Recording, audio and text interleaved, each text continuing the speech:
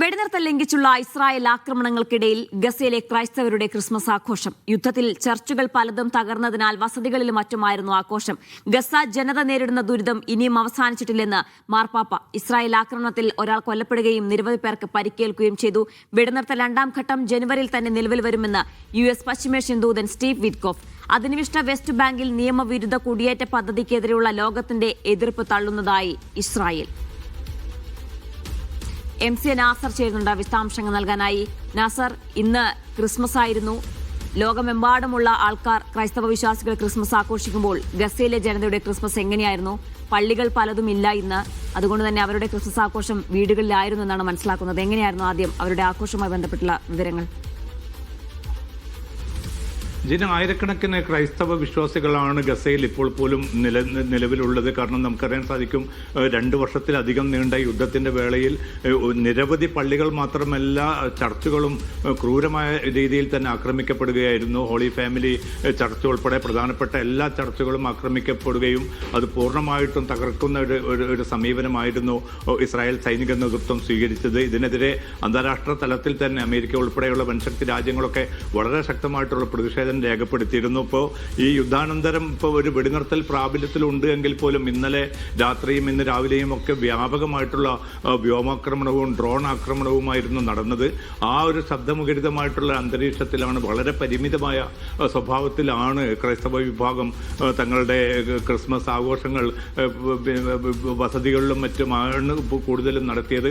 കാരണം ചർച്ചുകൾ, പ്രധാനപ്പെട്ട ചർച്ചുകളൊക്കെയും അടഞ്ഞു കിടക്കുന്ന ഒരു സാഹചര്യമാണുള്ളത്. അതോടൊപ്പം തന്നെയാണ് ഗസയിലെ ഈ ജനത നേരിടുന്ന ഏറ്റവും ദുരിതപൂർണമായിട്ടുള്ള അവസ്ഥ ലോകത്തെ വളരെ ശക്തമായിട്ട് അവതരിപ്പിക്കാൻ ലിയോ മാർപ്പാപ്പ തയ്യാറായി എന്നതും ഒരു ശ്രദ്ധേയമായിട്ടുള്ള വസ്തുതയാണ്. കാരണം ദൈവം ദുർബലമായിട്ടുള്ള കൂടാരം ഭൂമിയിൽ പണിതു എന്ന ഒരു വാചകം പറഞ്ഞുകൊണ്ടാണ് ഗസയിലെ ജനത, പ്രത്യേകിച്ച് ആയിരക്കണക്കിന് ടെന്റുകൾ ഇപ്പോൾ തകർന്നടിഞ്ഞ ഒരു സാഹചര്യത്തിൽ ലക്ഷക്കണക്കിന് മനുഷ്യർ ഇപ്പോൾ തെരുവിൽ അഭയം തേടുന്ന ഒരു ഗതികെട്ട അവസ്ഥയിലാണ് തുടരുന്നത്. എന്തുകൊണ്ട് ഈ ദുരിതമായിട്ടുള്ള അവസ്ഥ, ഏറ്റവും തീക്ഷ്ണമായിട്ടുള്ള അവസ്ഥയിലൂടെ ഒരു ജനത കടന്നു പോകുമ്പോൾ എന്തുകൊണ്ട് നമ്മുടെ ഓർമ്മകളിൽ, നമ്മുടെ ചിന്തകളിൽ ഗസ നിറയുന്നില്ല? അത് നമ്മെ എന്തുകൊണ്ട് ആകുലപ്പെടുത്തുന്നില്ല എന്ന വളരെ ശക്തമായിട്ടുള്ള വികാരപരിതമായിട്ടുള്ള ഒരു ചോദ്യം കൂടിയാണ് ലിയോ മാർപ്പാപ്പ ഉന്നയിച്ചിരിക്കുന്നത്. എന്തായാലും ലോക തലത്തിൽ ഈ ഗസയിലെ ദുരിത ചിത്രം കൂടുതൽ ശക്തമായിട്ട് മുന്നോട്ട് കൊണ്ടുവരാനും അതിലേക്ക് ലോകത്തിന്റെ ശ്രദ്ധ ആകർഷിക്കാനും ഈ ക്രിസ്മസ് ദിനത്തിൽ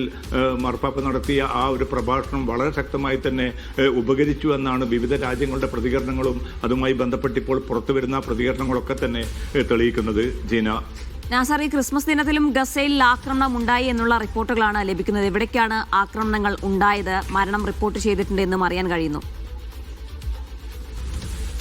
ജീന, അതിൽ ഏറ്റവും പ്രധാനമായിട്ട് വടക്കൻ ഗസയിലെ ജബാലിയയിലാണ് ആക്രമണം നടന്നത്. ഒരാൾ യുവാവാണ് കൊല്ലപ്പെട്ടിരിക്കുന്നത്. അതോടൊപ്പം തന്നെ നിരവധി പേർക്ക് അവിടെ പരിക്കേറ്റിട്ടുണ്ട്. അതോടൊപ്പം തന്നെ ഗസയ്ക്ക് പുറമെയും വെസ്റ്റ് ബാങ്ക് ഉൾപ്പെടെയുള്ള എല്ലാ സ്ഥലങ്ങളും, ഹെബ്രോൺ, ജെറൂസലം ഉൾപ്പെടെയുള്ള, കാരണം ഇവിടങ്ങളിലൊക്കെ ഒരുപാട് ക്രൈസ്തവ വിശ്വാസികൾ പോലും ഉള്ളതാണ്. അവിടങ്ങൾക്കൊക്കെയും ഇന്നലെയും ഇന്നുമായിട്ട് ആക്രമണം നടന്നു. അതിൽ നിരവധി പേർക്ക് പരിക്കേറ്റതായിട്ടുള്ള റിപ്പോർട്ടുകൾ പുറത്തു വരുന്നുണ്ട്. അതോടൊപ്പം തന്നെയാണ് ഈ ജൂത കുടിയേറ്റക്കാരെ രംഗത്തിറക്കി കൊണ്ട് ഫലസ്തീൻ ഭവനങ്ങൾ കയ്യേറാനും അവരെ അവിടെ നിന്ന് പുറന്തള്ളാനുള്ള നീക്കങ്ങൾ ഇന്നും ഹെബ്രോണിൽ നിന്ന് റിപ്പോർട്ട് ചെയ്യപ്പെട്ട ഒരു സാഹചര്യമുണ്ട്. അതുമാത്രമല്ല, കൂടുതൽ കുടിയേറ്റം വ്യാപിപ്പിക്കാനുള്ള സംഘടിതമായിട്ടുള്ള ചില പദ്ധതികളും കഴിഞ്ഞ ദിവസം തന്നെ ഇസ്രായേൽ നേതൃത്വം പ്രഖ്യാപിച്ചിരുന്നു. അതിനെതിരെ UN ഉൾപ്പെടെയുള്ള, അതോടൊപ്പം തന്നെ വിവിധ രാജ്യങ്ങളും അതിശക്തമായിട്ടുള്ള പ്രതിഷേധം അറിയിച്ചിട്ടുണ്ട്. കാരണം അധിനിവേശ വെസ്റ്റ് ബാങ്കിൽ അതിന്റെ സ്വാഭാവികമായിട്ടുള്ള ഘടന തകർക്കുമാറുള്ള ഇത്തരം ജൂത കുടിയേറ്റങ്ങൾ ഒരു നിലക്കും അനുവദിക്കുകയില്ല.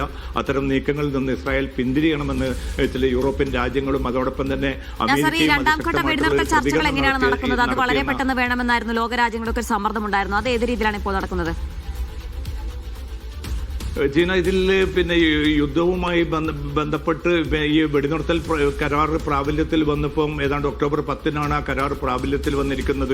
ഇത്ര നാൾ പിന്നിടുന്ന ഒരു ഘട്ടത്തിൽ 900 തവണ ഈ വെടിനിർത്തൽ കരാർ ലംഘിച്ച അതേ ഇസ്രായേൽ തന്നെയാണ് ഇപ്പോൾ ഇന്നലെ ഇസ്രായേൽ നേതൃത്വം വ്യക്തമാക്കുന്നത്. ഹമാസാണ് ഈ വെടിനിർത്തൽ ലംഘിച്ചുകൊണ്ടിരിക്കുന്നത്, അതുകൊണ്ടാണ് തങ്ങൾക്കും ചില ആക്രമണങ്ങൾ നടത്തേണ്ടി വരുന്നത് എന്ന വളരെ അടിസ്ഥാനരഹിതമായിട്ടുള്ള ഒരു വാദമാണ് ഇസ്രായേൽ നേതൃത്വം ഇന്നലെ ഉന്നയിച്ചിരിക്കുന്നത്. ഇനിയുള്ള ഈ രണ്ടാം ഘട്ടത്തിന്റെ ചർച്ചകൾ പെട്ടെന്ന് തന്നെ വേണം എന്നൊരു നിർദ്ദേശം അമേരിക്ക നൽകിയിട്ടുണ്ട്. അമേരിക്കയുടെ പശ്ചിമേഷ്യൻ ദൂതൻ കൂടിയായിട്ടുള്ള സ്റ്റീവ് വിറ്റ്കോഫ് ഇതുമായി ബന്ധപ്പെട്ട് ജനുവരിയിൽ തന്നെ രണ്ടാം ഘട്ട വെടിനിർത്തൽ പ്രാബല്യത്തിൽ വരുമെന്ന് സ്ഥിരീകരിച്ചതായിട്ട് ഇസ്രായേൽ ജനുവരിയിൽ തന്നെ രണ്ടാം ഘട്ട വെടിനിർത്തൽ പ്രാബല്യത്തിൽ വരുമെന്നാണ് നമ്മൾ പ്രതീക്ഷിക്കുന്നത്.